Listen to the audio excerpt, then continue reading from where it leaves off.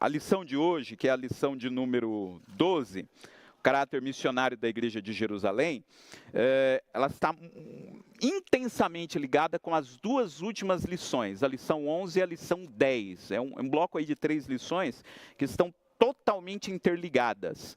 Então vale a pena, quem não assistiu, procurar aí no canal da igreja, as 2 lições da semana passada. Nós tivemos a gravação, eu estive aqui com o professor Isaías, a gente discutiu essas 2 lições, e eu vou retomar algumas coisas, inclusive, dessas 2 lições, porque faz muito sentido para nós. Como os irmãos sabem, nesse trimestre estamos estudando a igreja em Jerusalém, doutrina, comunhão e fé, base para o crescimento da igreja em meio às perseguições. Na realidade, nós estamos estudando os 15 primeiros capítulos de Atos dos Apóstolos. E hoje, o título da lição, a lição de número 12, o caráter missionário da igreja de Jerusalém.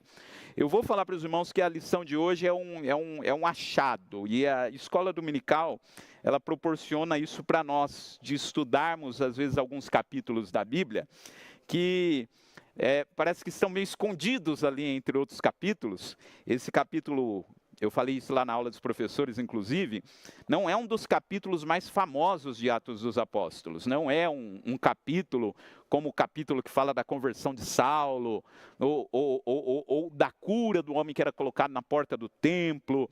É um capítulo que às vezes não é tão lembrado, mas que é um capítulo que oferece um tesouro escondido lá no meio de Atos.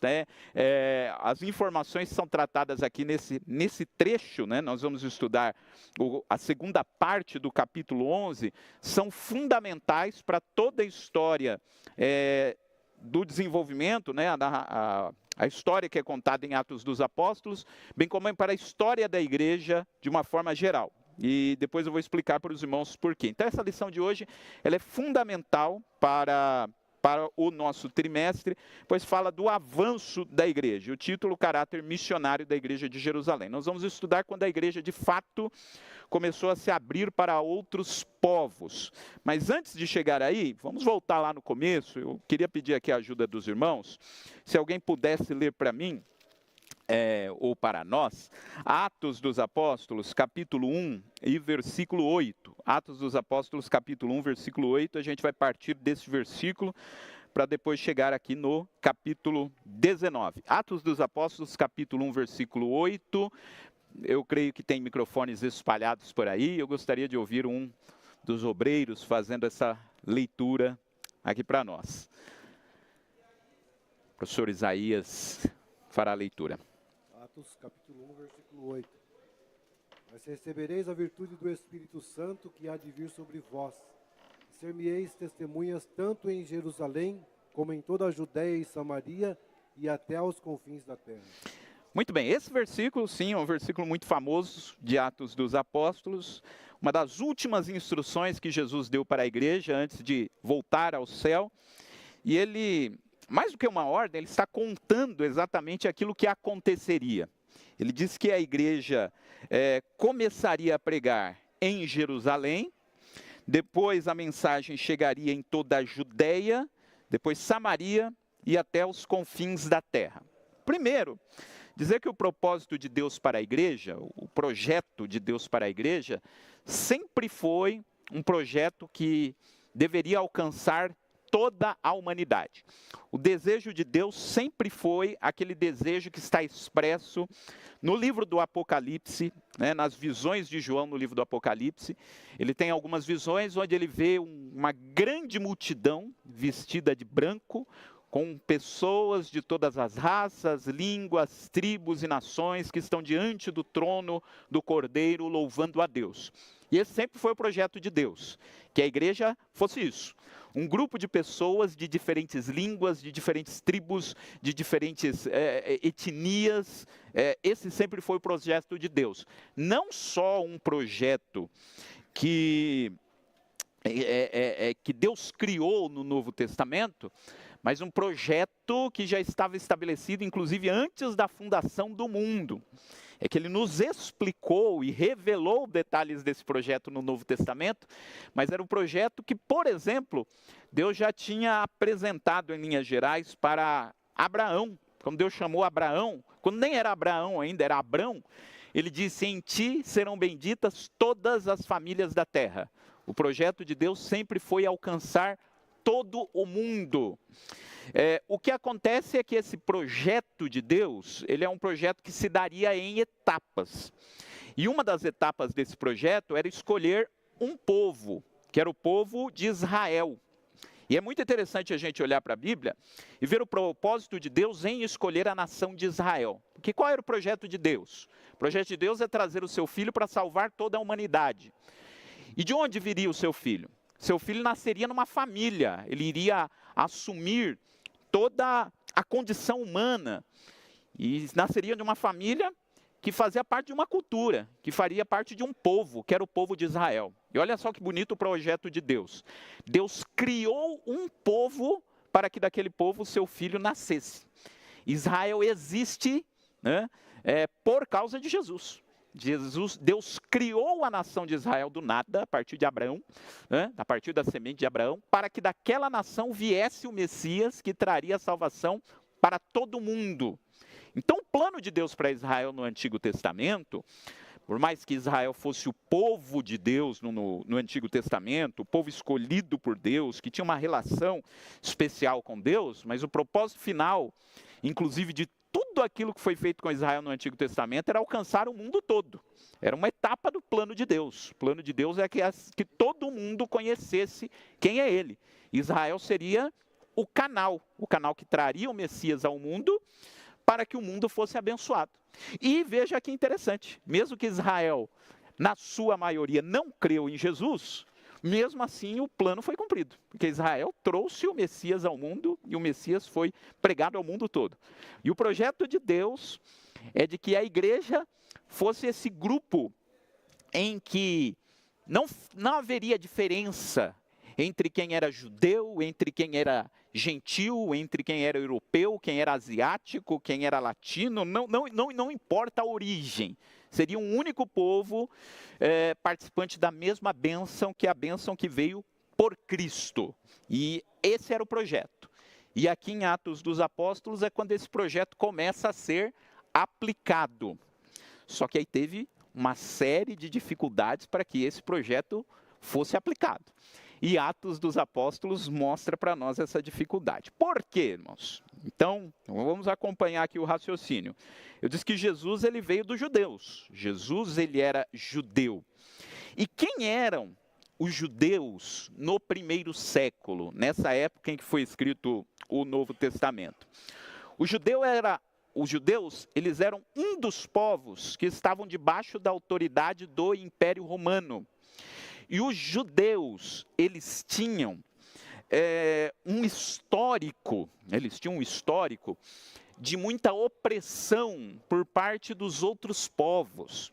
Os judeus já tinham estado, lá no Antigo Testamento, debaixo da dominação dos babilônicos, dos medo-persas, dos gregos, e agora estavam debaixo da dominação dos romanos. E era um povo que lutava para preservar a sua tradição, preservar a sua religião, preservar a sua cultura, debaixo da opressão de um império, que era o Império Romano. E os judeus, irmãos, eles tinham uma questão que lá no Antigo Testamento, e a gente conhece muito bem essa história, o povo de Israel sofreu muito lá no Antigo Testamento, porque eles se misturaram com outras nações. Qual que era o grande problema do povo de Israel lá no Antigo Testamento? O grande problema do povo de Israel lá no Antigo Testamento é que eles começaram a adorar os povos das outras nações. Eles quase que foram destruídos, né? Não foram destruídos porque Deus preservou a nação, né? Deus disse que não apagaria, né, o pavio que fumega. O povo de Israel sofreu muito lá no Antigo Testamento. Por quê? Porque eles se misturaram com os deuses das outras nações. O reino do norte, que era o reino de Israel, se misturou com outros povos. Deus preservou o reino do sul, mas os judeus nessa época eles tinham muito dessa consciência. Lá no Antigo Testamento a gente sofreu muito e quase foi destruído porque a gente se juntou com outros povos, que não era para a gente ter feito isso. Então, quando chegou nessa época aqui no século I, os judeus tinham muita restrição em se misturar com os outros povos, porque eles sabiam o que isso tinha causado lá no passado. Então eles se separavam mesmo dos gentios, eles faziam todo o possível para preservar, para deixar da forma mais intacta possível a sua tradição. Então os judeus nessa época eles eram conhecidos pelos outros povos, pelos gentios, como aquele povo que não comia de tudo, eles tinham uma dieta diferenciada, tinha vários animais imundos que eles não comiam.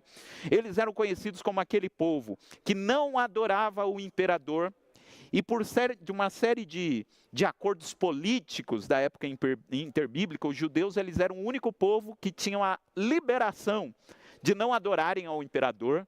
Então os judeus eles eram conhecidos como aquele povo que não participava da religião dos romanos, como o povo que não comia de tudo, como o povo que tinha uma série de costumes diferentes, como o povo que guardava o sábado. Então o judeu ele era totalmente diferente das outras nações e fazia parte da identidade dos judeus se preservar. Né? Então era assim que os judeus eram vistos. E na época, todas as pessoas, inclusive os gentios, e os judeus chamavam os outros povos de gentios.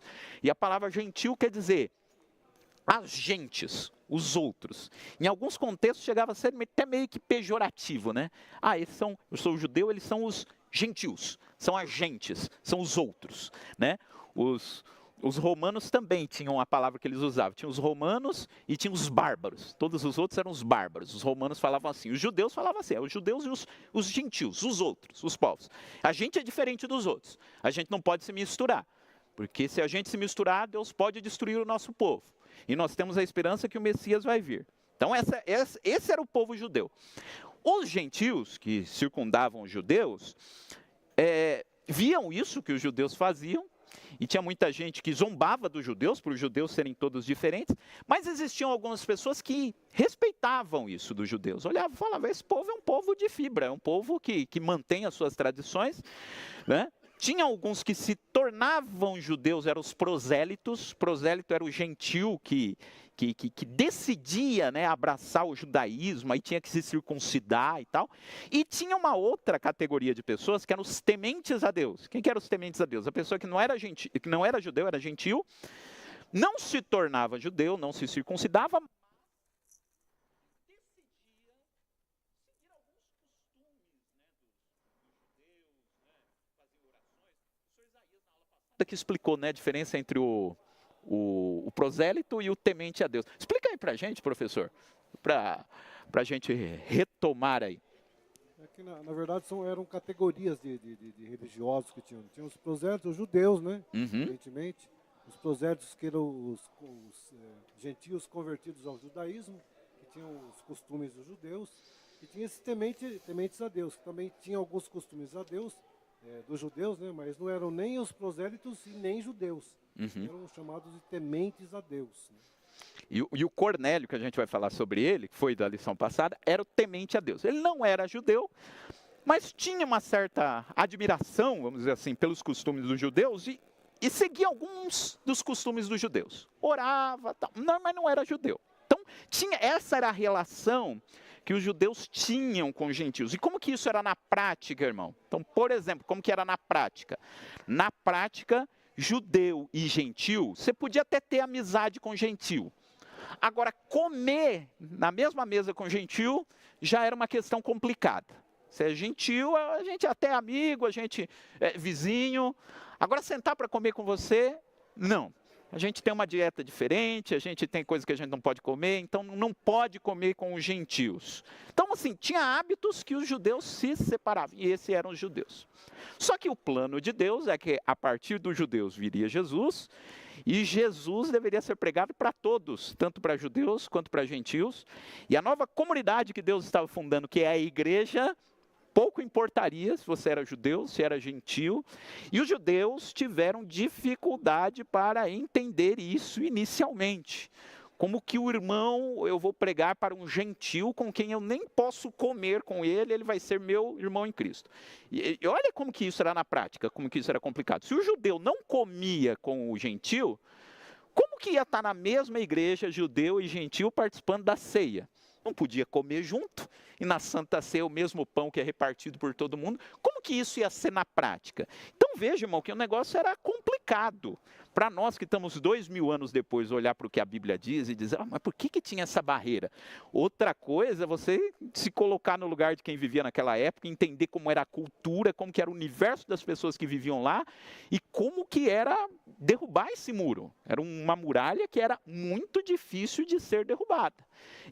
Oi? Assim, a gente vai chegar lá, quando vai falar de Pedro, teve a visão de Pedro, em que Deus mostrou para Pedro, né, que não deveria chamar impuro aquilo que Deus purificou. Só que Deus, irmãos, na sua infinita graça e sabedoria, veja como que Jesus falou aqui em Atos 1:8.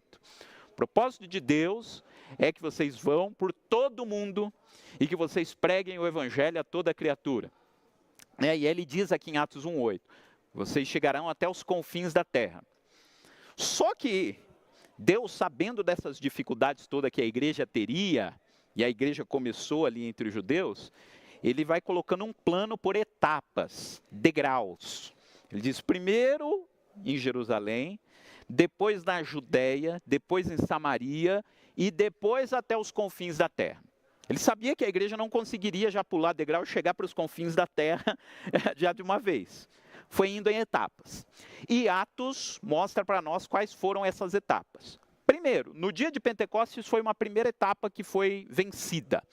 Porque no dia de Pentecostes, Atos 2, estavam em Jerusalém, diz o texto, varões, eu acho que até usa a palavra prosélito lá em Atos 2, né? Varões prosélitos de todas as nações, né? Judeus e prosélitos das nações. Depois confira se aparece a palavra prosélito lá em Atos 2. Mas enfim, em Atos 2 vieram pessoas de outras nações, judeus, que receberam o evangelho ali, né? Então foi uma primeira etapa, porque deixou de ser uma mensagem só para os judeus ali que viviam na Judéia, os judeus de Jerusalém, e passou a alcançar os judeus que estavam espalhados pelo império.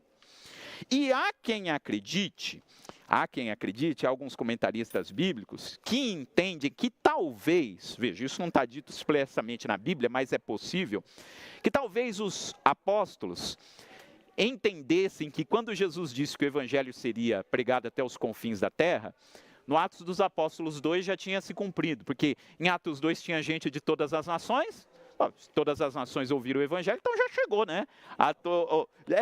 Mas não, o projeto de Deus era só ali em Pentecostes, com os prosélitos e com os judeus da diáspora. Mas, porque a gente vai perceber que nos primeiros capítulos de Atos, os apóstolos ficaram restritos a Jerusalém. Enfim, então o primeiro degrau foi ali em Atos 2. Judeus de outras regiões do império receberam o evangelho. Em Atos 8, a gente falou isso aqui na aula gravada, inclusive, né? A distância que tem em Atos 1:8 para Atos 8:1. Em Atos 8:1 foi o outro degrau. Qual foi o outro degrau? O degrau de pregar aos samaritanos. Quem eram os samaritanos? A gente conhece a história. Os samaritanos, eles eram... eu tinha uma relação complicada com os judeus, né? Porque eles eram em parte judeus, em parte não eram. Os samaritanos, eles tinham origem lá do Reino do Norte, né? E lá no Antigo Testamento teve o Reino do Sul e o Reino do Norte. Quando eles foram para o cativeiro, eles se misturaram, né, com os outros povos. Então os judeus de Judá não consideravam os samaritanos como judeus legítimos, porque eles não tinham se casado só entre eles. E tinha uma série de rixas políticas e religiosas. Os samaritanos não aceitavam todo o Antigo Testamento, aceitavam só o Pentateuco. Eles tinham um templo que era lá no Monte Gerizim, que os judeus destruíram. Então tinha uma série de coisas entre os judeus e os samaritanos. E a gente sabe que Jesus pregou aos samaritanos, né? E lá em João 4 diz que os judeus não se comunicavam com os samaritanos. Diz que no original os judeus e os samaritanos não usavam as mesmas vasilhas. Então tinha um preconceito, né? O samaritano bebeu água dessa vasilha. Eu chegasse lá com o meu copo, é da mesma vasilha que o samaritano bebeu? Não bebo. Os judeus e os samaritanos não compartilhavam as mesmas vasilhas. Mas Jesus pregou aos samaritanos. Em Atos 8:1, depois que teve a morte de Estevão e a igreja se espalhou, o evangelho chegou em Samaria. E aí o que aconteceu em Samaria? Filipe pregou aos samaritanos. Quando os apóstolos de Jerusalém ficaram sabendo que os samaritanos receberam o evangelho, o que os apóstolos de Jerusalém fizeram? Foram lá e apoiaram. Porque, afinal de contas, o próprio Jesus já tinha pregado para os samaritanos. Eles impuseram as mãos, as pessoas receberam o Espírito Santo. Tem depois a história lá com Simão, o mágico, que é uma história muito interessante que acontece lá entre os samaritanos. Mas foi um degrau, irmãos. Primeiro degrau, o evangelho pregado aos judeus da dispersão. Segundo degrau, Atos 8:1, o evangelho chegou aos samaritanos. Terceiro degrau, Deus não queria que ficasse só entre os samaritanos. O evangelho deveria chegar aos gentios. E aí a gente tem, como o pastor Jânio lembrou, a história de Cornélio. Quem era Cornélio?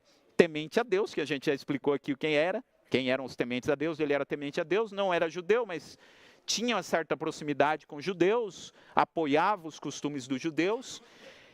E Deus, isso está lá em Atos 10 e Atos 11, Deus criou toda uma situação para que Cornélio ouvisse o evangelho. Ele orava a Deus, seguia alguns costumes judaicos, não era judeu, mas seguia alguns costumes. E disse que um anjo apareceu para ele. E instruiu ele o que ele deveria fazer, disse que tinha que mandar alguém para chamar Pedro. E aí lá do outro lado, Deus dá uma visão para Pedro, que é a visão do lençol, né? Pedro com fome ao meio-dia tem uma visão no terraço com comida, né? E lá na visão ele vê um lençol com um monte de animais que o judeu não podia comer, era impuro. E aí Deus fala para Pedro 3 vezes, mata e come, Pedro. Ele diz, jamais vou comer aquilo que é impuro para o judeu. E aí Deus fala, não chame impuro aquilo que eu purifiquei.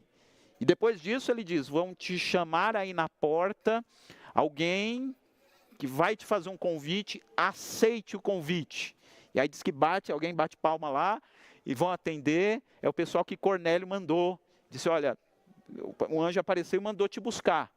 E aí ele vai, chega lá, o pessoal é gentil, Pedro prega e o Espírito Santo vem sobre eles. Aí Pedro, caiu a ficha de Pedro, né? Deus não faz acepção de pessoas. O mesmo Espírito que caiu sobre os judeus em Atos 2, agora caiu sobre os gentios. Então foi mais uma etapa. Só que tem uma coisa, a gente fala, o evangelho foi pregado aos gentios no caso de Cornélio. Foi. Só que pensa aqui comigo.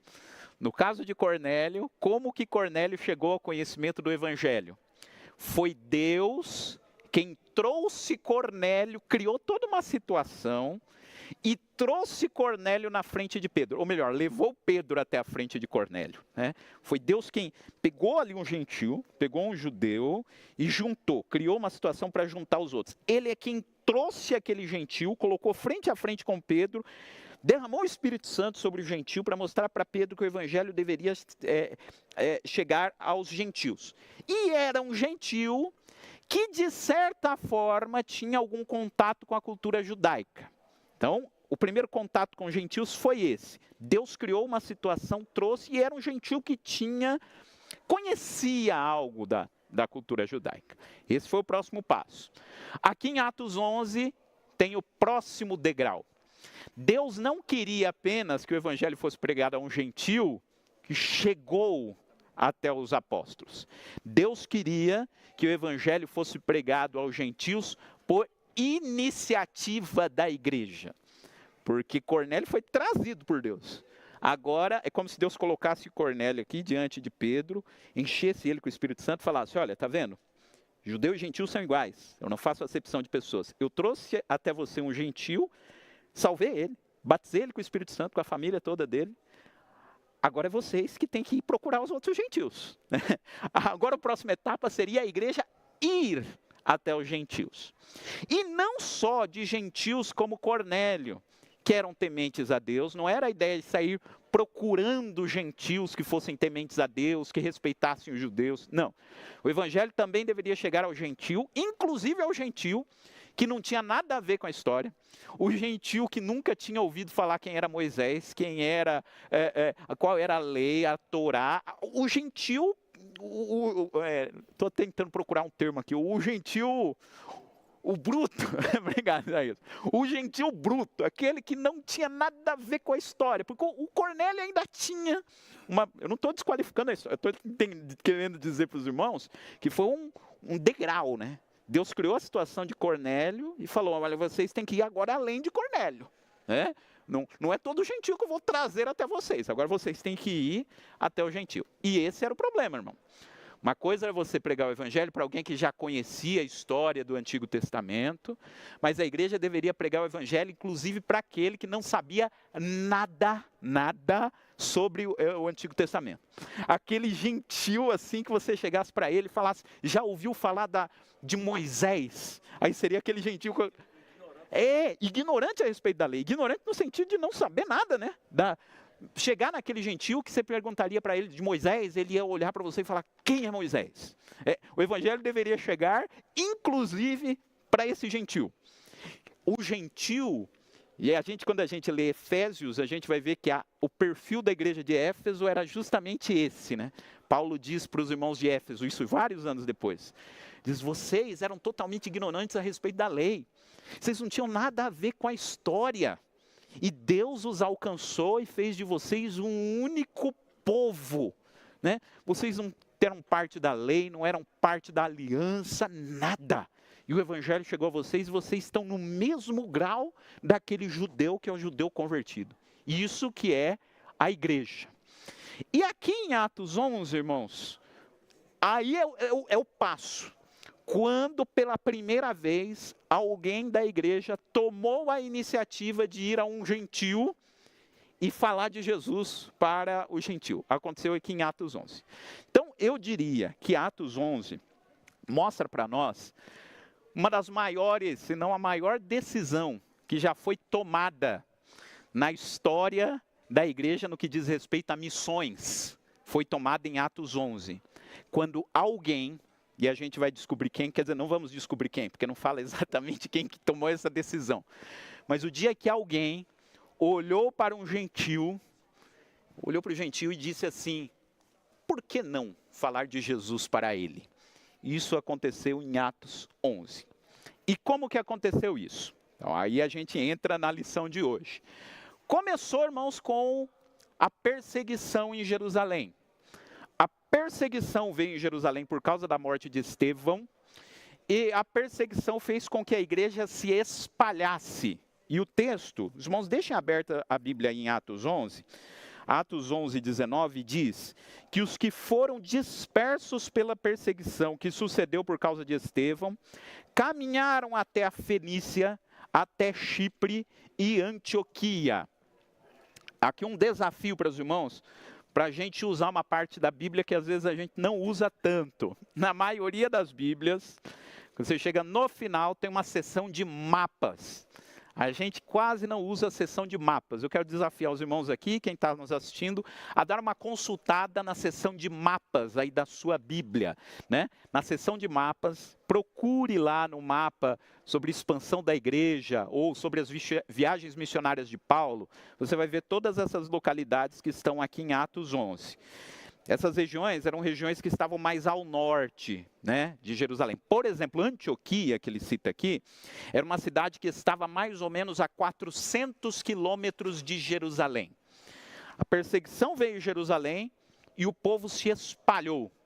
E por onde eles iam passando, eles iam pregando o evangelho. Por onde eles iam passando, eles iam pregando o evangelho. Eu quero abrir aqui um parênteses para falar que não foi só em Atos dos Apóstolos que isso aconteceu. Isso se repetiu durante várias e várias outras vezes na história da igreja, inclusive na história das Assembleias de Deus, né? Eu falei isso na aula passada, inclusive, quando Gunnar Wingren e Daniel Berg chegaram para pregar o evangelho, o pentecostalismo no Brasil, em 1911, tinha muita gente que estava trabalhando no interior do Pará como seringueiros. A borracha estava em alta no mundo e tinha muita gente que veio do Nordeste trabalhar no interior do Pará como seringueiros. Então tinha muita gente. Quando o Daniel Berg e o Gunnar Wingren chegaram, tinha muita gente do Nordeste lá no interior. E o Daniel Berg, principalmente, que foi pregar mais no interior, pregou o evangelho e falou sobre o pentecostalismo para esses irmãos que trabalhavam lá nos seringais. Boa parte deles eram pessoas que não eram sequer alfabetizadas, mas receberam o evangelho lá. E aí o que aconteceu? Quando eles estavam lá, a borracha brasileira entrou em declínio. Então não estava mais dando dinheiro a borracha brasileira, e o pessoal que foi trabalhar nos seringais teve que voltar para os seus lugares de origem. Na mesma época que o Daniel Berg estava lá, então eles pregaram o evangelho e logo depois foi quando o pessoal começou a sair de lá. Sair de lá para ir para onde? Para o Nordeste. Quando foram para o Nordeste, eles levaram por onde voltaram, né? Para onde voltaram, levaram o evangelho que eles tinham conhecido lá no interior do Pará. E o que aconteceu? No Nordeste todo começou a surgir igrejas desses migrantes, né? Dos seringueiros que saíram do interior do Pará e foram para o Nordeste. E aí começaram a surgir várias igrejas. Foi a dispersão. Aqui foi a dispersão por causa da perseguição. Lá em Belém do Pará foi a dispersão por causa do desemprego. Eles voltaram e quando voltaram levaram o evangelho. Depois, alguns anos depois, eles vieram para outros lugares do país, Sudeste, as grandes metrópoles, e aconteceu algo parecido também, né? Eles acabaram trazendo a igreja junto com eles. Eu gosto sempre de falar que a história da nossa igreja também foi mais ou menos assim, né? A igreja começou por causa dos irmãos que vieram trabalhar na fábrica de cimento, né? Eram crentes que vieram principalmente da cidade de Garça, né? Vieram trabalhar na fábrica de cimento aqui de Perus, e quando chegaram aqui não tinha igreja pentecostal. Começaram a fazer cultos e a igreja chegou aqui em Perus, né? Isso em 1947. E aí depois eles foram atrás de um pastor, né, que pudesse cuidar daquele grupo, né? E aí a igreja se organizou, veio o pastor Benjamin 3 anos depois, né, em 1950, já tinham vindo alguns obreiros antes, e aí o pastor Benjamin chegou em 1950 e nasceu a igreja em Perus, que hoje, os irmãos sabem, a gente tem, viu o pastor Elias dizendo, 1.300 congregações, né? 1.300 congregações em vários estados, eu acho que em todos os estados, né? Ou quase todos os estados, praticamente todos os estados, em vários países do mundo. Mas lá no comecinho, foi por causa da dispersão, né? Só teve que vir trabalhar, trouxe o evangelho, e hoje a igreja se estrutura e, enfim, é grande como todos nós sabemos. Mas eu lembrei disso quando estava preparando a aula, né? A dispersão. Só que aqui a dispersão foi por causa da perseguição. Eles se dispersaram. Foram para onde, irmãos? Então vamos voltar aqui para Atos 11. Eles foram para Fenícia, foram para Chipre e foram para Antioquia. Veja o que diz o versículo 19, Atos 11, 19. Não anunciando a palavra a ninguém, senão somente aos judeus. Inicialmente teve o receio. A gente chegou, mas a gente é judeu, a gente recebeu o evangelho. E aí você chegava no lugar novo, chegava na cidade nova, e aí você olhava, aquele ali é judeu, eu vou compartilhar com ele o evangelho. O outro era gentil, ainda se tinha um pé atrás. Fala ou não fala, melhor não falar. E aí começaram a compartilhar o evangelho somente aos judeus. Por causa de tudo isso que eu falei, a cultura, as restrições, ficou restrito ali aos judeus. E por onde eles iam, mas só pregando o evangelho aos judeus. E ficou essa restrição. O evangelho estava chegando em outras nações, mas não estava chegando a todas as pessoas. Estava indo a outros lugares, mas não a todas as pessoas. E um dos lugares, irmãos, em que a igreja chegou, foi na cidade de Antioquia. Eu queria falar de Antioquia. Antioquia, depois consulte no mapa lá na sua Bíblia, você vai ver que está lá Jerusalém, Judéia, um pouquinho para cima da Samaria, Galileia. Depois lá em Simão está Antioquia, 400 quilômetros de Jerusalém. Antioquia era a terceira maior cidade da época. Só perdia para Roma e para Alexandria. Tem comentaristas que dizem que Antioquia tinha 250 mil habitantes. Outros chegam a falar em 500 mil de habitantes. Para a época, era uma coisa estrondosa. 250 mil habitantes na cidade de Antioquia. Antioquia era uma cidade que reunia gente de tudo quanto é lugar, né? A gente vai ver daqui a pouco. Tinha gente de tudo quanto é lugar que morava em Antioquia. E os judeus crentes que vieram de Jerusalém chegaram em Antioquia, que era um lugar onde fervilhava gente de tudo quanto é lugar. E começaram a pregar o evangelho lá, mas pregando só aos judeus. Guardadas as devidas proporções, vou fazer uma comparação aqui meio doida assim, mas só para os irmãos entenderem. Era mais ou menos o que aconteceria, por exemplo. A gente faz essa pergunta que não falha. Quem aqui veio do Nordeste? Quem aqui é nordestino? Ah, tem 1, 2, deve ter mais, o pastor Amaro, então a gente que é nordestino. Aí se eu perguntar quem não é nordestino, mas é filho de nordestino, aí eu levanto a mão, eu também sou. Aí, imagina, é só uma comparação para a gente entender, irmãos. Imagina que o Pentecoste Atos 2 tivesse acontecido lá no Nordeste, e aí depois, por causa da dispersão, chegou os nordestinos aqui em São Paulo, e aí a gente começasse a pregar o evangelho aqui, só que a gente pregasse só os nordestinos. O Pentecoste foi lá para os nordestinos, a gente chega aqui, vamos pregar só para os nordestinos. Você é paulista?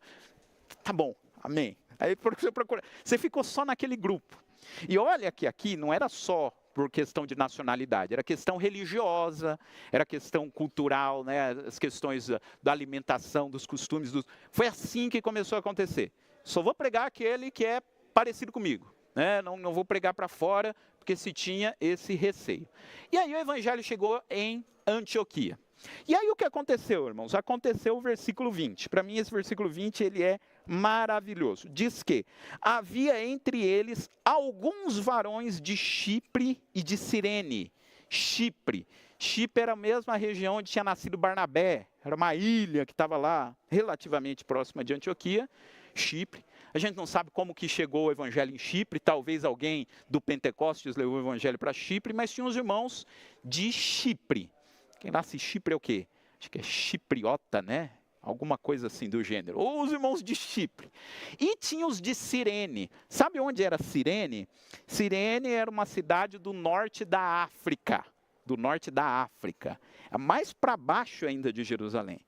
E lá em Cirene, no norte da África, já tinha gente convertida e esse pessoal apareceu lá em Antioquia. Antioquia tinha gente de tudo quanto é lugar. E o texto diz que foi esses irmãos que vieram de Chipre e de Cirene, não foi o pessoal que veio de Jerusalém, foi os irmãos que vieram de Chipre e de Cirene, quem, entrando em Antioquia, falaram aos gregos. Aí eu queria saber, é a curiosidade nossa, quem foi o primeiro irmão, um sirineu, alguém que era de Cirene ou alguém que era de Chipre, que foi a primeira pessoa que tomou a decisão, que foi a decisão mais importante na história de missões. Quando alguém olhou para um grego, quando ele diz aqui grego, está falando do gentil. O gentil que a gente falou, o gentil bruto, que não sabia nada da lei, não sabia nada dos judeus. Quem foi a primeira pessoa que olhou para ele e falou, por que não? Por que não falar de Jesus para ele também? E quando viu, já tinha falado. Aí falou de Jesus para um aqui, o outro começou a falar de Jesus para o outro ali.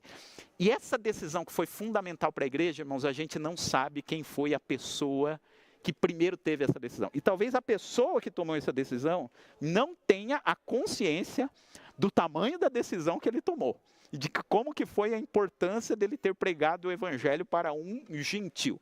Então aqui foi a primeira vez que a igreja foi até os gentios, né? No caso de Cornélio tinha ido, mas foi toda uma situação que Deus preparou aquele encontro. Aqui naturalmente foi a primeira vez que a igreja foi até um gentil e falou de Jesus. E o que aconteceu? O texto diz aqui, falando aos gregos, anunciando o Senhor Jesus, versículo 21. E a mão do Senhor era com eles. Que texto bonito, né? Pastor Edson, quer comentar? Quero falar Primeiro quero saudar aqui o nosso irmão missionário, Carlos Alberto, né? Que está aqui com a gente. Como vamos receber o nosso irmão? Seja bem-vindo na Escola Dominical da Assembleia de Deus Missões Mundial. Seja bem-vindo, viu, irmão? Deus abençoe, meu irmão. Dominical. Quando o senhor fala aí sobre um diamante bruto, né? Que foi trazido a palavra de Deus, a gente pode se comparar conosco aqui, né? Quando o Daniel Berg veio para cá, Gunnar Vink, ele chegou no local, foi a mesma coisa. Foi. Não conhecia a lei, não conhecia, a lei que eu digo assim, não conhecia o Pentateuco, né? Não conhecia nada disso. Chegou e foi falando de quem? De Jesus Cristo, né? Anunciando o Evangelho. Hoje, nós que estudamos a Bíblia e lemos tal, a gente tem a consciência da história toda, né? Desde Gênesis, que aconteceu, foi. Mas quando foi anunciada a palavra de Deus aqui para nós, aqui no Brasil, foi a mesma coisa. Chegou e... Você conhece Cristo? O que é isso? Né? E aí Exato. o Evangelho foi. E realmente, quem nasce em Chipre é cipriota. Cipriota. Cipriota. Cipriota. Obrigado, obrigado. E Antioquia ficava hoje perto de Turquia, né? Turquia e Síria. Síria. Tem esses dois locais aí que havia uma discussão, que era essa Antioquia, né? Antioquia. E obrigado, pastor Edson. E é interessante que assim, irmãos, o comentarista até faz uma observação muito interessante.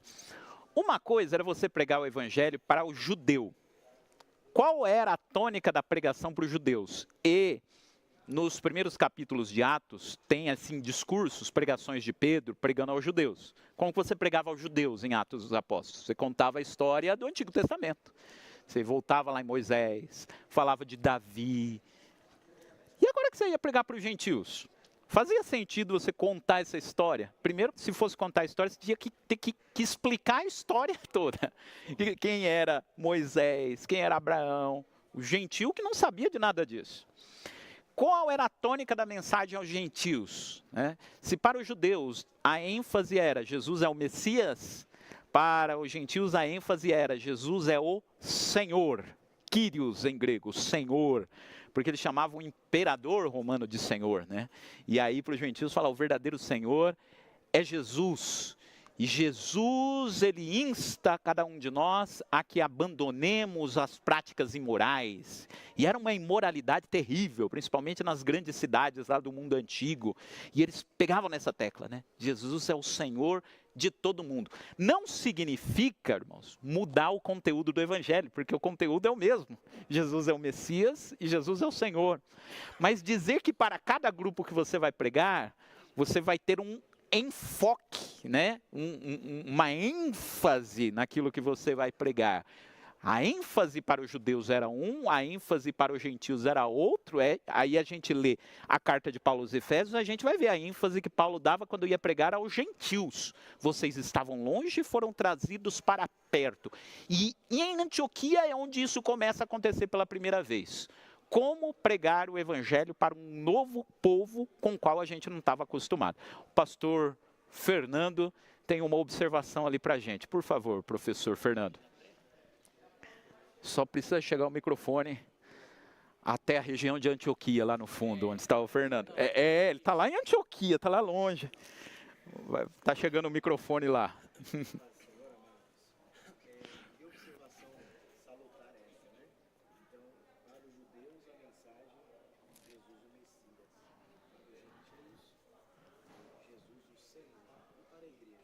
E para a igreja.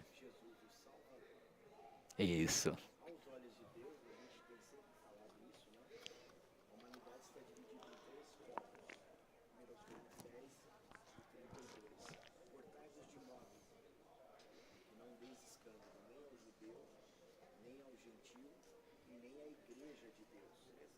Sabemos que hoje passamos de 8 bilhões.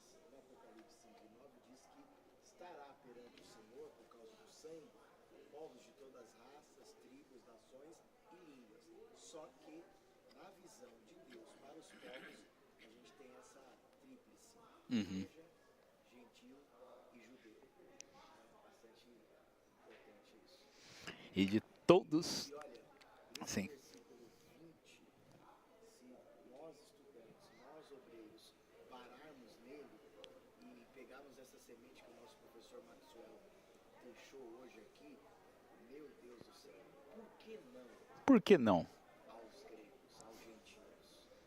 Já deu a mensagem. É verdade. E assim, falar de Jesus, automaticamente há uma multiplicação de pessoas, de conversar, e é lindo, né? Então a gente só tem que fazer isso mesmo, abrir a boca e falar de Jesus às pessoas. Obrigado. Só abrindo parênteses aqui, só antes do... Não, abre o seu parênteses, depois eu coloco o meu parênteses, vai lá. É importante. Mão, verifica se o microfone está ligado. Isso, o azul acho que estava desligado aí. Isso. Sempre quando for falar, irmão, vê se a luzinha está verde. Isso. Porque a gente não tem o retorno aqui, porque o microfone é exclusivo para transmissão, né? É importante essa observação, né, que quem decidiu falar de Jesus, né? Porque O Lucas fala aqui que eles anunciando o Senhor Jesus. Mas o que eles falavam a respeito do Senhor Jesus? Eu entendo que eles estavam, primeiro, eles não foram enviados para isso. Eles foram meio que expulsos de onde estavam e saíram falando do que tinham ouvido, né, e do que tinham visto. Eles não se prepararam para isso. Então, eu acho que em algumas ocasiões, imagino eu, né, que eles talvez foram perguntados o que vocês estão fazendo aqui? O que aconteceu? Então, aí é uma oportunidade para eles começarem a falar do que eles tinham ouvido e ouvido, né? Mas, na verdade, não há um preparo. O próprio comentarista fala aqui dos leigos que foram ouvir, porque os apóstolos não foram, né? Foram só aqueles que, possivelmente novos convertidos, que foram expulsos e saíram falando daquilo que tinham visto e ouvido. Então a gente às vezes, claro que é necessário isso para algumas missões, né? Mas a gente investe tanto tempo para preparar um missionário, né? De repente, desses 4 anos que ele está sendo preparado, almas estão indo, né, para a Exatamente. condenação eterna. Então acho que nós, na medida do possível, né, onde quer que estejamos preparados ou não, falamos aquilo que vimos e ouvimos. Simplesmente, Jesus salva, Jesus liberta, Jesus vai voltar e você precisa desse Jesus. É a simplicidade do Evangelho. Deixa eu só fazer o meu parênteses, aí o irmão Sérgio já completa ali. Só para pegar o gancho com o que o professor Fernando estava falando, né? Ele falou, qual que seria a pergunta para nós agora, né? Por que não? Alguém olhou e falou, por que não pregar aos gregos, aos gentios? E eu acho que tem muita gente que é chamado por Deus para responder essa pergunta para grupos específicos. Alguém vê o pessoal que está lá, por exemplo, lá na Cracolândia, né? E alguém passa por lá e fala, por que não pregar o evangelho para esse grupo? Olha para um grupo específico que talvez não está entre as prioridades, e você olha e fala, por que não? Olha as crianças, né? Por que não fazer um trabalho específico para pregar para as crianças? Por que não? Por que não? A minha esposa trabalha com o Ministério de Surdos aqui na nossa igreja, e é um grupo que durante muito tempo não se houve essa preocupação, até que um dia alguém olhou e falou, por que não? Por que não aprender Libras para pregar o evangelho para o surdo? Por que não pregar o evangelho para o autista? Por que não pregar o evangelho para um grupo específico? Por que não? Aqui em Atos 11 foi assim, alguém olhou, por que não? O que me impede de pregar Jesus para o grego? Vamos pregar, né? O bom Sérgio, por favor, tem uma observação. Cumprimento aos irmãos também, com a paz do Senhor. Meus queridos, é só uma contribuiçãozinha, um parênteses aqui também, deixa eu colocar aí na aula. Mas houve um personagem antes dessa preparação missionária, em que cita aqui, né, Atos 11, um personagem importante que auxiliou carregando a cruz de Cristo. Ele era de Cirene, né? Simão Cireneu. Quem sabe com isso, fala sobre a filiação dele. Mas eu acredito que esse ato, embora não tenha registrado na Bíblia, talvez os seus ancestrais, os seus irmãos, os seus amigos, né? Ele pôde contribuir, olha, fiz um esforço danado e valeu a pena, carreguei a cruz de Cristo. Mas tem um versículo lá que fala de Simão, que era de Cirene, pai de Alexandre e Rufo, não tem? Tem essa expressão que há quem acredita que pode ter sido o Simão que tinha família na igreja. Pode ter sido. Muito bem, pastor Jânio, por favor. Muitos irmãos com a paz do Senhor, eu quero aqui, irmãos, diante da fala do pastor Fernando, abrir um leque muito forte com relação aos pregadores da igreja primitiva. Eles tinham essas prerrogativas, né, de, por exemplo, cada um pregar para um tipo de pessoas diferenciada ou diferente, de línguas, etnia e tudo mais. Inclusive os evangelhos, cada um dos escritores do evangelho escreveu para um povo, né? Um povo diferente, porque esses povos aí diferentes, cada um tinha uma ideia com relação a Cristo, com relação às histórias judaicas, com relação ao que eles criam, né? Então, como Mateus escreveu para o judeu, Lucas, os irmãos já sabem. Sim. Né? Então, e o senhor falando, professor, a respeito de como pregar para certos tipos de pessoas, né? Inclusive, dos dias de hoje também, a gente faz, não é exceção das pessoas, a gente faz essa seleção. A estratégia, né? Essa estratégia. Né? Que cada um tem vamos dizer assim, um pensamento diferente. Então, por exemplo, nas comunidades aqui de São Paulo, as comunidades mais carentes, mais pobres, você vai com a estratégia para alcançar aquelas pessoas. Por exemplo, você vai fazer culto no presídio. Lá você tem uma estratégia para conversar com os detentos, por exemplo. Você tem uma estratégia. Você tem Por uma que maneira... não pregar para os presos? Né? Então, é assim, cada tipo de pessoa tem um sistema que eles acreditam. E a gente tem que ir, por exemplo, como o Paulo disse, né, fazer de tolo pagar os tolos, né? Então, os irmãos já conhecem essa parte aí. Então, é só para Muito bem. dar aqui uma alusão a isso. Obrigado, pastor Jânio. Bom, prosseguindo aqui, o que estava sendo construído na igreja, irmãos, era algo inédito.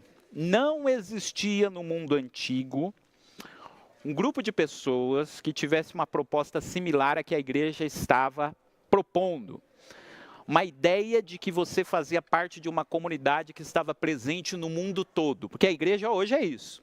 A gente está louvando a Deus, adorando a Deus aqui em Perus, e a gente sabe que se a gente for parar no Japão você vai encontrar uma igreja. E eu não estou nem falando necessariamente uma igreja do nosso ministério, pode ser assim, em qualquer lugar onde tenha alguém que esteja adorando ao mesmo Jesus que a gente, você vai lá e é meu irmão em Cristo. Eu faço parte da mesma comunidade, igreja, né, que aquele irmão que está lá no outro lado do mundo. Isso é algo impressionante. Você sabe que você faz parte de um grupo, independente da sua denominação especificamente, mas você faz parte de um grupo que está espalhado pelo mundo todo. No mundo antigo não existia nenhum grupo, nenhuma comunidade que tivesse essa ideia de que no mundo todo tinha alguém. Você pode dizer, o fulano era do exército romano. Tem gente do exército romano aqui, lá do outro lado tem outro. Tá, mas era o exército romano, você tinha que ter uma ligação com Roma para fazer parte. Aí você pode dizer, os judeus, tinha sinagoga dos judeus em tudo quanto é lugar. Então, se você era judeu aqui, você sabia que do outro lado do império tinha um outro judeu. Tá, mas você tinha que ser judeu, você tinha que ter uma origem étnica, ou no máximo ser prosélito, né, para se ligar, né, à comunidade judaica. Não tinha um grupo no mundo antigo que estivesse no mundo todo e que tivesse uma identidade única. A igreja que está propondo isso aqui. E a gente vai ver que a igreja de Antioquia foi a primeira que entendeu isso, porque quando a igreja se organizou, está lá no final da lição. Eles ficaram sabendo que os irmãos da Judéia estavam passando por necessidade. Eles falaram, vamos recolher uma oferta aqui, vamos mandar lá para a Judéia. Para nós isso hoje é comum. Né? Vai aberto o poço lá na África. A gente sabe que a gente aqui em Perus tem uma responsabilidade com os irmãos da África. No mundo antigo não se tinha essa ideia. Eu sou de Antioquia. O que eu tenho a ver com alguém que está em Jerusalém? Eu nunca nem fui em Jerusalém. O que eu tenho que me preocupar? Mas a igreja criou-se essa ideia. Você faz parte de uma comunidade de pessoas que você conhece, inclusive de pessoas que você não conhece. Então eu posso ajudar o irmão que está lá do outro lado, que eu nunca vi na vida, mas eu sei que ele faz parte da mesma comunidade. Aqui em Atos 11 está começando a se formar isso, a igreja como uma comunidade internacional de pessoas que têm a mesma fé. No mundo antigo não existia isso, porque as religiões eram locais. Você tinha o Deus de determinada religião, você tinha outra região que tinha outro Deus, os deuses das nações. Não tinha uma religião universal. Até os judeus, por mais que estivessem espalhados, né, estava muito ligado à história de Israel. A igreja está criando algo totalmente novo no mundo. Uma religião, né, universal, uma ideia que estaria se espalhando por todo o mundo. Bom, mas eu queria destacar ainda algumas coisas aqui, irmãos, maravilhosas aqui no texto. Então os gentios começaram a se converter lá em Antioquia. Antioquia é uma cidade grande, uma cidade que fervilhava, tinha gente de tudo quanto é lugar. E aí chegou aos ouvidos dos irmãos de Jerusalém, que o evangelho estava sendo pregado aos gentios. Como que essa notícia chegou em Jerusalém? Então está dizendo, versículo 22, que chegou a fama dessas coisas aos ouvidos da igreja que estava em Jerusalém.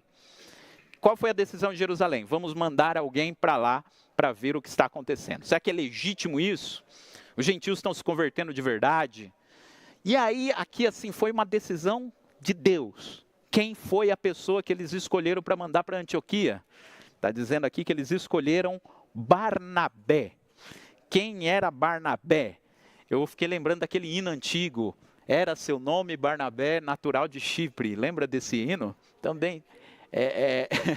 Também chamado de José das Consolações, homem bom e piedoso, homem de Deus. Lembrei desse, eu vim ouvindo, inclusive, no carro esse hino hoje. Barnabé. Barnabé é um personagem do livro de Atos dos Apóstolos. Ele não era apóstolo, ele não era do grupo dos 12, mas ele era um judeu da diáspora, ele era de Chipre. E quando ele aparece em Atos 4 pela primeira vez, primeiro que o nome dele não era Barnabé, o nome dele era José. Só que diz que apelidaram ele de Barnabé. Aí se fala que ruim, né, se dá apelido para uma pessoa, mas é um apelido positivo, porque Barnabé, né, a ideia de consolador, irmão da consolação. O irmão Barnabé tinha um coração tão grande que os irmãos olhavam para ele e falavam: ô irmão da consolação, o irmão consolação, chegou. Barnabé, onde ele chegava, parece que ele unia as pessoas e colocaram o apelido dele de Barnabé, um apelido positivo, e pegou, né? Os irmãos começaram a chamar ele de Barnabé, o irmão consolação, Barnabé. Oi? E foram os apóstolos que chamaram ele de... Bom, e toda vez que Barnabé aparece na Bíblia, irmão, Barnabé ele tem esse caráter conciliador. Ele vendeu a sua propriedade lá em Atos 4, né? Ele vendeu a sua propriedade em Atos 4. Depois, quando Saulo se converteu e o pessoal ficou com o pé atrás com Saulo, né? Porque afinal de contas, Saulo era perseguidor, agora Saulo é crente. Quem é que foi lá e se colocou à frente e, usando uma expressão nossa, deu a cara para bater, né, em favor de Saulo e deu testemunho por Saulo? Foi Barnabé. Barnabé foi lá em Jerusalém e falou: eu dou testemunho dele, a conversão dele é genuína. E Saulo foi aceito por causa do testemunho de Barnabé. Barnabé ele sempre está no meio dessas situações complicadas e ele entra conciliando, né? E quem é que mandam para Antioquia para ver a situação? Quem que a sede mandou lá para Antioquia? Barnabé. Melhor escolha que foi feita. Porque o texto diz que ele era um homem com firmeza de coração, né? Versículo 24, ele era homem de bem, cheio do Espírito Santo e de fé. Irmão, Barnabé foi lá com poder para parar o movimento, se ele quisesse. Ele podia chegar lá e dizer: ó, isso não é de Deus não, vamos parar com tudo isso. Ele foi com autoridade para incentivar ou para parar o movimento. Se ele fosse uma pessoa com o coração fechado, egoísta, o que não entendesse o agir do Espírito Santo, ele chegaria a falar: pode parar com isso. Quem mandou vocês pregarem para os gentios? Está errado isso. Ele poderia ter chegado lá e feito isso. O que Barnabé fez? Barnabé viu que a mão de Deus estava com eles. Ele falou: eu vou parar uma coisa que é Deus quem está fazendo? Continua. E ele diz que ele quando chegou, viu a graça de Deus, versículo 23, se alegrou e exortou a todos que com firmeza de coração permanecessem no Senhor. Ele que deu o seu testemunho lá, e, do mesmo jeito que ele deu testemunho por Saulo, ele deu testemunho pela igreja de Antioquia. Falou: ó, aqui é de Deus. Barnabé, irmãos, foi um personagem fundamental em Atos dos Apóstolos, por conta desse coração que ele tinha, de como ele chegava nas situações que eram complicadas, e ele sabia que seria criticado por conta disso, mas ele defendeu. E ele era uma pessoa que tinha uma reputação muito boa, né, entre todas as igrejas. E a igreja foi formada em Antioquia. E aí, irmãos, aconteceu uma coisa interessantíssima aqui também. Porque ele começou o trabalho em Antioquia, falou: agora aqui a igreja é diferente, agora a igreja aqui é com gentios. E ele viu que o trabalho ia ser difícil. Ia ser difícil. Ele precisou de ajuda. Eu preciso de alguém aqui para me ajudar. E quem é que eu vou chamar para me ajudar? Aí ele lembrou de um personagem que era Saulo de Tarso. Está no versículo 25. Partiu Barnabé para Tarso a buscar Saulo e achando-o conduziu para Antioquia. Irmãos, ó, aqui a gente conhece Paulo, apóstolo Paulo, escreveu quase metade do Novo Testamento. apóstolo Paulo, a gente conhece Paulo das viagens missionárias e tal. Aqui, quem é Saulo? Ele não tinha escrito ainda nada, estava no comecinho do seu ministério, e estava num momento assim, que não era o seu ponto alto do seu ministério. Porque o que aconteceu com Saulo, irmãos? É que está tudo nos capítulos aqui, a história é contada rapidamente, a gente acha que o negócio aconteceu rápido, mas não aconteceu tão rápido não. Saulo, ele se converteu, a gente conhece a história. Depois que Paulo se converteu, Paulo ficou muito empolgado, né? Ele foi para Jerusalém, conheceu os apóstolos. Depois Paulo ele ficou 3 anos no deserto da Arábia, 3 anos, irmãos, para reorganizar a mente dele, repassar tudo aquilo que ele tinha aprendido do judaísmo e tal. Ficou 3 anos na Arábia. Aí ele foi para Jerusalém. Não lembro se ele foi para Jerusalém antes de ir para a Arábia ou depois, mas enfim. O texto diz em Atos 9, sim, foi depois, porque em Atos 9 diz que ele foi lá em Jerusalém. E quando Paulo começou a pregar em Jerusalém, ele estava muito empolgado lá para pregar em Jerusalém. Assim, a presença de Saulo, por causa do seu histórico, trazia polêmica. Os judeus ficavam bravos quando viam Paulo pregando, porque ele falava, esse daí era dos nossos, ele era um dos principais fariseus, agora ele está pregando. E onde Paulo chegava em Jerusalém, gerava confusão, não por causa dele, mas por conta das circunstâncias, da história de vida dele e tal, né?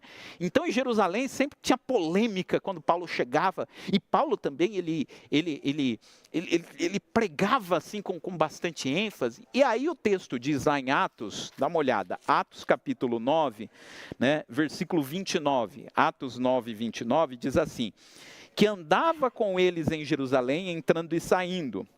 Vamos voltar no 27, ó. Barnabé, tomando consigo, trouxe aos apóstolos, lhes contou como no caminho ele vira ao Senhor, e esse lhe falara, como em Damasco falara ousadamente em nome de Jesus, aquilo que eu tinha falado. Barnabé dando testemunho por Saulo. E andava com eles em Jerusalém, entrando e saindo. Quem? Paulo.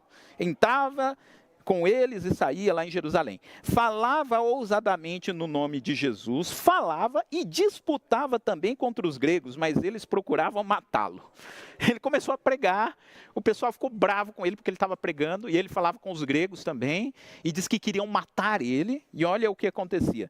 Sabendo, porém, os irmãos, o acompanharam até Cesareia e o enviaram a Tarso.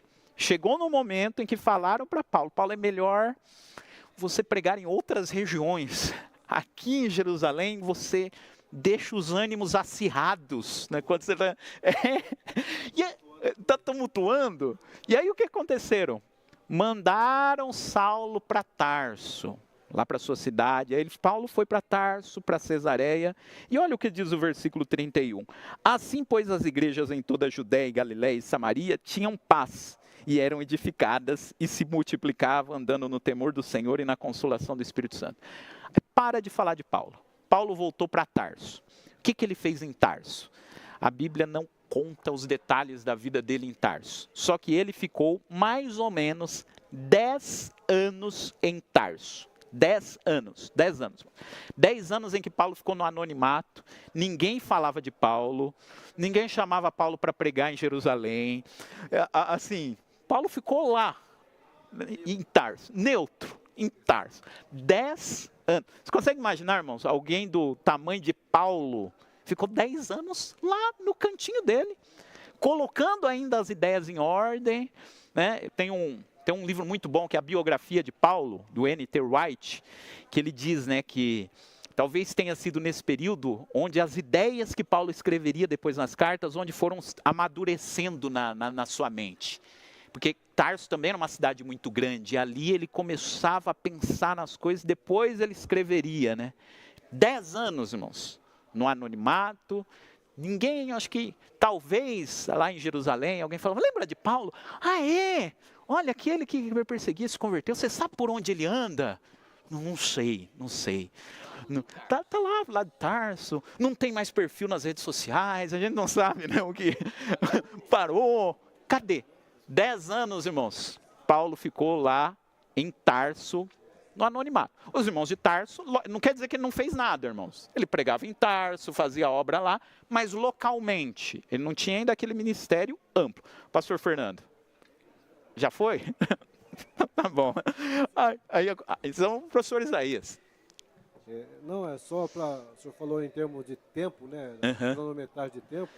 A gente começou aqui na leitura, Atos 19, falando da perseguição de Estevão. E Paulo se converte depois da perseguição de Estevão. E aqui no 25 vai falar que Barnabé foi buscar Paulo. Então, só nesse poucos versículos aqui, tem uma distância de pelo menos 10 anos. 10 anos, 10 anos. A gente parece que vai lendo, parece que as coisas vão acontecendo, né? Então, essa dispersão aqui, ou esse momento da dispersão da conversão dos gentios, acontece aproximadamente 10 anos depois da morte de Estevão. Então, não é Depois de 10 anos, os reflexos da perseguição ainda estavam acontecendo. E aí o Barnabé, irmãos, passados 10 anos, quando ele viu o que estava acontecendo em Antioquia, falou, preciso de alguém. E aí ele lembrou, veja como o Barnabé não tinha nada de egoísta, né? Ele lembrou e falou, Saulo, é a pessoa que pode me ajudar. Ele é judeu, entende de cultura judaica, era fariseu, mas ele tem um contato com a cultura gentílica, ele é cidadão romano, o pai dele era fabricante de tendas, ele herdou o ofício do pai, cidadão romano, conhece do ambiente gentílico, eu preciso de alguém com o perfil dele. Então você imagina Paulo durante 10 anos lá, Deus deu uma revelação para ele, apareceu para ele no caminho de Damasco, ele ficou lá 10 anos no cantinho dele. De repente chega Barnabé, vai lá, chega, Pai do Senhor, irmão, estamos aqui de volta. Ué, quanto tempo? Ele falou, estou precisando de você. Tem uma missão para você lá em Antioquia. A igreja lá é bem diferente e você vai saber lidar com a situação. Vamos? Vamos. E aí Paulo foi para Antioquia, depois de 10 anos. Veja que os grandes homens de Deus, inclusive os homens de Deus na Bíblia, tiveram todo um período de preparação, de anonimato, para depois fazer a obra que Deus tinha na vida deles. Talvez nem Paulo tivesse noção de como aconteceria isso. E aí ele chegou em Antioquia. Ficou congregando em Antioquia durante 1 ano. E quando o negócio aconteceu em 1 ano, irmão, o que eles fizeram em 1 ano ali em Antioquia, organizar a igreja, começaram a igreja do nada, do zero, né? Organizar a igreja. Depois de 1 ano, o pessoal de fora olhou para a igreja e começou a chamar a igreja de cristãos. Tá certo que quando começaram a chamar eles de cristãos, parece que era no sentido pejorativo, né? Ó, os cristãos, só falam de Cristo e tal.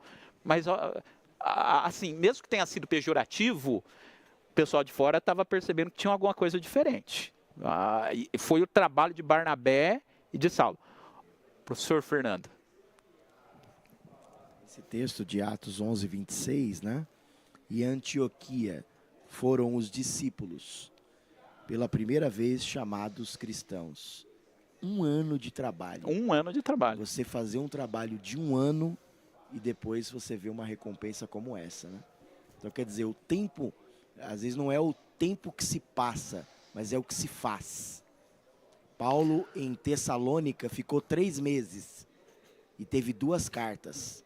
Então, o tempo não é o tanto que importa, é sim o propósito que você faz. Então, exatamente. Quem Deus lhe dá a oportunidade de estar em suas mãos, o que é que você vai fazer, isso é realmente marcante. Esse capítulo 11 é empolgante. Mas tem que pensar também o seguinte, 1 ano em Antioquia só aconteceu por causa dos 10 anos que ele ficou em silêncio. Ele estava sendo preparado, o coração dele durante esses 10 anos. Fora os outros 3 na Arábia. 13 anos, irmãos. 13 anos. Hoje nós somos chamados de de cristãos por causa do que aconteceu aqui. Irmão Sérgio ia falar de novo ou não? Não. Ah, então ele estava dando glória a Deus. E Achei aos, que ele queria Gálatas, falar. e aos Gálatas, no capítulo 2, versículo 1, ele diz lá, 14 anos depois, subi com Barnabé para Jerusalém. Então, depois dos 10, veio mais um trabalho. Aí, 14 anos depois, ele aparece em Jerusalém. É 14 porque é os 3 da Arábia, Percebe? os 10 em Tarso, mais 1 ano em Antioquia. Deu 14 anos. Depois de 14 anos, ele voltou para Jerusalém, porque alguém podia dizer, alguém podia ter imaginado lá atrás, não, ele aqui em Jerusalém não dá mais certo. Quem disse que não? Depois de 14 anos ele voltou e deu continuidade ao ministério, enfim.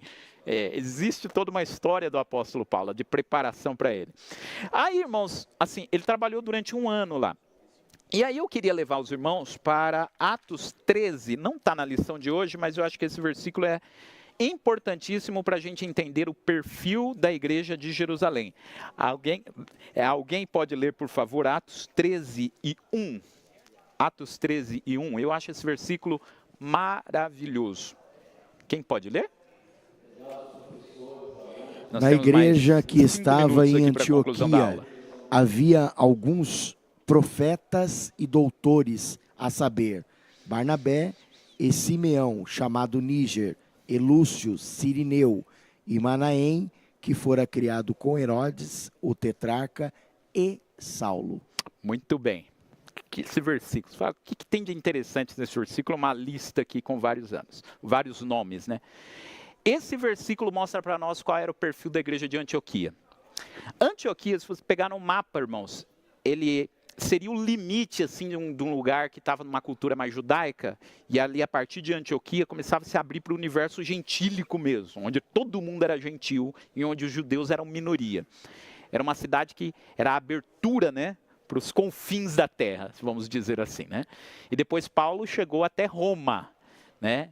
E Paulo tinha o desejo de ir até a Espanha. Não sabemos se ele chegou até a Espanha, mas os limites do mundo conhecido daquela época, né? Foi onde a igreja chegou. Mas o que eu queria falar aqui desse versículo de Atos 13, eu falei que a igreja de Antioquia era uma cidade muito grande e tinha gente de tudo quanto é lugar. Ora, o perfil do pessoal que congregava em Antioquia. Em Antioquia, tinha alguns profetas e doutores. Profetas e doutores. Está aliado na igreja de Antioquia o ensino bíblico, tinha os doutores e o poder do Espírito Santo. E as mesmas pessoas aqui eram os profetas e doutores. Então você fala que tinha o estudo bíblico aliado com os dons do Espírito Santo, profetas e doutores. E todos são tratados no mesmo nível. Quem eram as pessoas que estavam em Antioquia? Então diz que Antioquia tinha Barnabé, que a gente já falou sobre ele, um judeu da diáspora, ele era chamado de profeta e doutor. Também congregava em Antioquia Simeão, chamado Níger. A palavra Níger quer dizer negro, né? Então, está falando do perfil de Níger, provavelmente africano, congregava na igreja de Antioquia e estava no mesmo nível de Barnabé, profeta e doutor. Quem mais congregava lá? Diz que chamava Lúcio Cirineu, mais um de Cirene, outro africano. Interessante que tem gente que critica às vezes a igreja e diz que o evangelho que chega na África é uma imposição de outros povos. Que isso? Você vê Atos dos Apóstolos que lá no comecinho a África tem vários representantes, inclusive aqui no texto de Atos, né? Então veja, lá de Cirene tinha o Níger, que era da região africana, e tinha aqui como que é o nome dele? Lúcio Cirineu. Ele era da África, foi lá em Antioquia, também estava no mesmo grau, profeta e doutor. Quem mais? Manaém, que fora criado com Herodes, o tetrarca. Tinha um irmão que congregava em Antioquia, que era da elite, foi amigo de infância de Herodes. Então você percebe que na igreja de Antioquia tinha gente de vários povos diferentes, tinha judeu, tinha gentil, tinha rico, tinha pobre, tinha um que era nobre aqui, pelo menos, não sei se ele era rico, mas assim, que ele tinha uma história, fui criado com Herodes, estudei na mesma escola de Herodes, só para a gente entender. E estava também no mesmo nível dos outros.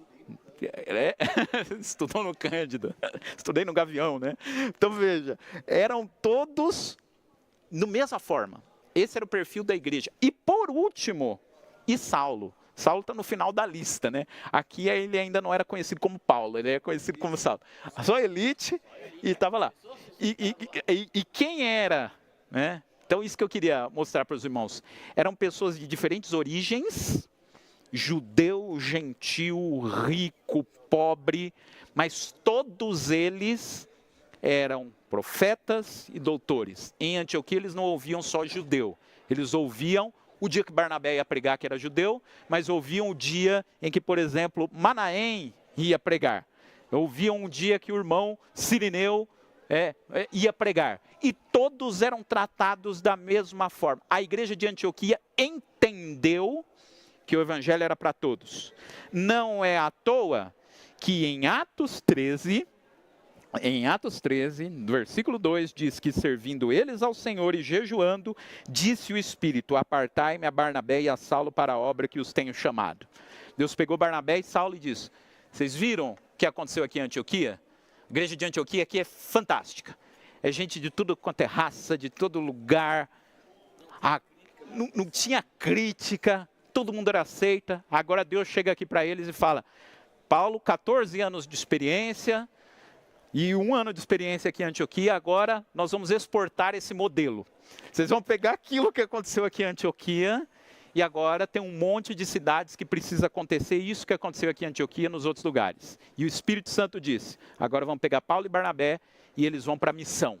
E aí o evangelho começa a ser pregado até os confins da terra, a partir aqui de Atos capítulo 13. Então eu concluo dizendo isso para os irmãos, né?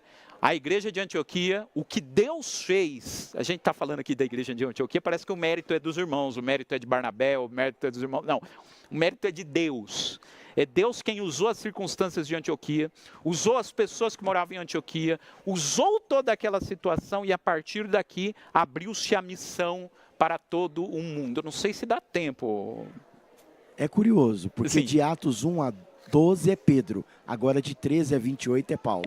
Paulo passa a ser uma figura central em Atos dos Apóstolos, a partir aqui de Atos, capítulo 13. E domingo que vem, irmãos, vamos para Atos, capítulo 15, o Concílio de Jerusalém. Te convido a participar da nossa aula. Deus abençoe os irmãos.